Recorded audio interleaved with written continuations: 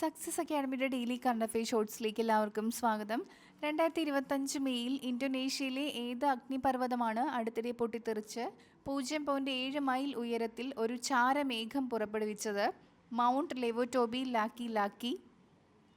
Dhanuka Agritech Limited പുതുതായി പുറത്തിറക്കിയ ദിൻകർ എന്ന കളനാശിനി ഏത് വിളയെയാണ് പ്രത്യേകമായി ലക്ഷ്യമിടുന്നത്? നെല്ല്.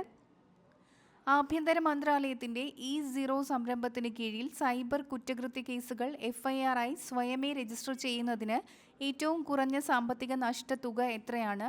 10 ലക്ഷം. 2025 എവറസ്റ്റ് കീഴടക്കിയ നാഷണൽ കേഡറ്റ് കോർപ്സ് പര്യവേഷണ സംഘത്തെ ആരാണ് ഫ്ലാഗ് ഓഫ് ചെയ്തത്? രാജ്നാഥ് സിംഗ്. ഭക്ഷ്യ സംസ്കരണ വ്യവസായ മന്ത്രാലയം സംഘടിപ്പിച്ച ഇന്റർനാഷണൽ ബയർ സെല്ലർ മീറ്റ് 2025 എവിടെയാണ് നടന്നത്? പട്ന. അന്താരാഷ്ട്ര മ്യൂസിയം ദിനം 2025 അടുത്തിടെ മെയ് ഏത് ദിവസമാണ് ആചരിച്ചത്? May 18. Science, technology, engineering, mathematics എന്നിവയിൽ കരിയർ പ്രോത്സാഹിപ്പിക്കുന്നതിനായി ഹൈസ്കൂൾ പെൺകുട്ടികൾക്കായി മനസ്വി സ്റ്റെം മെന്റർഷിപ്പ് പ്രോഗ്രാം ആരംഭിച്ച സ്ഥാപനം ഏത്?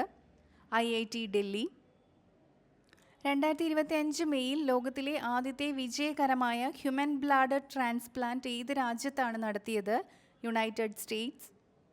ബംഗ്ലാദേശിനെ പെനാൽറ്റി ഷൂട്ടൌട്ടിൽ പരാജയപ്പെടുത്തി 2025 സാഫ് അണ്ടർ 19 ചാമ്പ്യൻഷിപ്പ് നേടിയ രാജ്യം?